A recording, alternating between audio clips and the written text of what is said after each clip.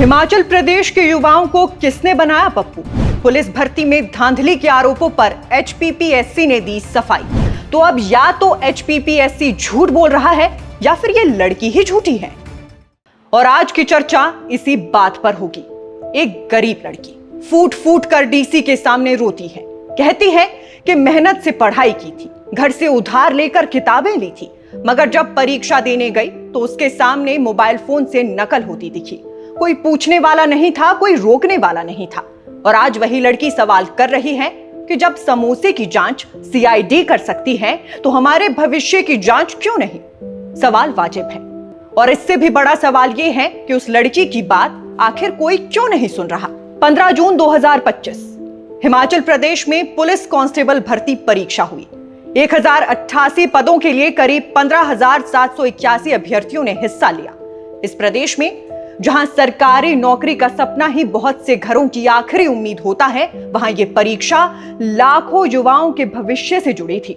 मगर अब हालात ये हैं कि सोशल मीडिया से लेकर जमीनी स्तर तक इस परीक्षा को लेकर नकल, धांधली और सांठ-गांठ के आरोप लग रहे हैं। लड़कियां मीडिया के सामने आकर कह रही हैं कि परीक्षा केंद्र में बिना चेकिंग के मोबाइल अंदर ले जाने दिया गया। कई लोग एक साथ बैठे और मिलकर पेपर सॉल्व किया। कोई पर्यवेक्षक, कोई अधिकारी रोकने नहीं आया। इसी तरह शिमला का भी एक अमन नाम का लड़का कहता है कि मैंने अपनी आंखों से बच्चों को चीटिंग करते देखा। वहीं चंबा में तो अभ्यर्थियों ने बकायदा डीसी को ज्ञापन सौंपकर निष्पक्ष जांच की मांग की है। इन सबके बीच में एक ही सवाल घूम रहा है कि जब इतना कुछ हुआ तो फिर सरकार और आयोग क्यों कह रहे हैं कि सब कुछ पारदर्शिता के साथ हुआ है? हैरानी की बात है कि आयोग की तरफ से आधिकारिक बयान आ चुका है जिसमें कहा गया है कि परीक्षा निष्पक्ष रही, सीसीटीवी फुटेज में कुछ संदिग्ध नहीं मिला और जो सोशल मीडिया पर अफवाह फैला रहे हैं उनके खिलाफ कार्यवाही की जाएगी। अब जरा सोचिए, अगर सब कुछ एकदम साफ सुथरा था तो पालमपुर में विक्रम और बलविंदर उर्फ सोनू नाम के 2 लोग क्यों गिरफ्तार हुए? ये लोग कौन थे जिन्होंने युवाओं से लाखों रुपए लेकर उन्हें पास कराने का वादा किया था? पुलिस के मुताबिक इन दोनों पर पहले भी पेपर लीक मामलों में शामिल रहने के आरोप हैं। इस बार भी उन्होंने माना है कि परीक्षा पास कराने के नाम पर 30 से 34 लाख रुपए लिए थे। अब आप खुद सोचिए, एक तरफ आयोग कहता है कि कोई गड़बड़ी नहीं हुई, दूसरी तरफ पुलिस 2 लोगों को रिमांड पर लेकर पूछताछ कर रही है। इसलिए सवाल यह है कि जब एक तरफ रिमांड चल रहा है तो आयोग पहले ही क्यों क्लीन चिट दे रहा है? क्या यह न्याय प्रक्रिया में हस्तक्षेप नहीं है? विधायक सुधीर शर्मा ने भी इस पर सवाल उठाए हैं। उन्होंने पूछा, जब खुद एसपी ने प्रेस कॉन्फ्रेंस में बताया कि 2 आरोपी हिरासत में लिए गए हैं तो फिर लोक सेवा आयोग किस दबाव में आकर परीक्षा को एकदम पारदर्शी घोषित कर देता है? और यहीं से सारा शक गहराने लगता है। क्या आयोग पर किसी किस्म का राजनीतिक या प्रशासनिक दबाव था? क्या इस पूरे मामले को जल्दी जल्दी निपटाने की कोई जल्दबाजी थी? अब जरा सस्पेंस की परतें देखिए। क्या परीक्षा से पहले ही सेटिंग हो चुकी थी? क्या कुछ अभ्यर्थियों को पहले से पता था कि कौन सा सेंटर साफ रहेगा? क्या यह मुमकिन है कि मोबाइल और ब्लूटूथ जैसी गैजेट अंदर ले जाकर इस्तेमाल किए गए? क्या सीसीटीवी फुटेज को फॉर्मेट किया जा सकता है? और सबसे जरूरी सवाल, अगर ये सब नहीं हुआ तो फिर इतने सारे बच्चों की आंखों में आंसू क्यों हैं? इन सारे सवालों के जवाब जानने के लिए इस वीडियो को अंत तक जरूर देखिए और हमारे YouTube चैनल को सब्सक्राइब कीजिए। अब एक और अहम बात, ये कोई पहली बार नहीं है जब हिमाचल में पुलिस भर्ती पर सवाल उठे हों। पिछली भाजपा सरकार के वक्त भी ऐसा ही हुआ था। तब पेपर लीक का मामला सामने आया था और सरकार ने तुरंत परीक्षा रद्द कर दी थी।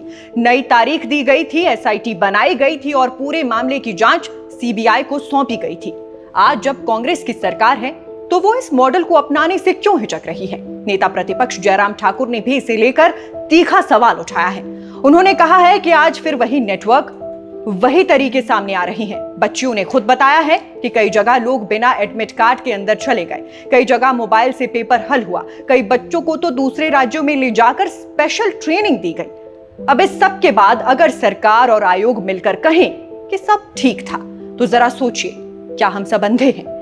बात यहां परीक्षा की नहीं, बात उस भरोसे की है जो हर बेरोजगार युवा अपने सिस्टम पर करता है, जो ये मानकर जीता है कि मेहनत से पढ़ोगे तो सरकारी नौकरी पक्की। मगर जब वही सिस्टम उनके साथ गद्दारी करता है तो वो सिर्फ एक परीक्षा नहीं हारती, वो भरोसा हारते हैं, हौसला हारते हैं।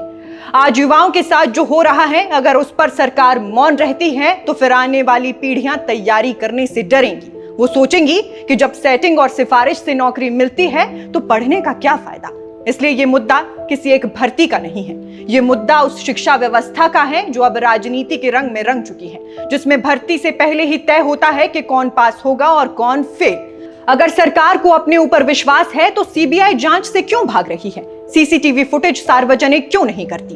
परीक्षा में शामिल हर छात्र से पूछताछ क्यों नहीं होती? सरकार की चुप्पी, आयोग की जल्दबाजी और पुलिस की आधी अधूरी जांच, ये तीनों मिलकर हिमाचल के युवाओं के भविष्य पर कालिख पोत रही है। अब फैसला सरकार को करना है कि उसे अपने विभागों की इज्जत बचानी है या उन बच्चों का भविष्य जो एक बार फिर से पूछ रहे हैं, क्या हमारी मेहनत का कोई मूल नहीं? बाकी इस पूरे मामले की बड़े स्तर पर जांच होनी चाहिए, क्योंकि आरोप केवल राजनेता नहीं, विपक्ष नहीं, बल्कि वो आम लोग लगा रहे हैं जो भर्ती परीक्षा देकर आए हैं। आप दर्शक भी अपनी राय रखें कि लोक सेवा आयोग का ये बयान कितना सही है और कितना गलत। अभ्यर्थी क्या झूठ बोल रहे थे या सच्चाई को छुपाया जा रहा है? कमेंट सेक्शन में आप लोगों की राय का इंतजार रहेगा। अभी के लिए बस इतना ही। नमस्कार।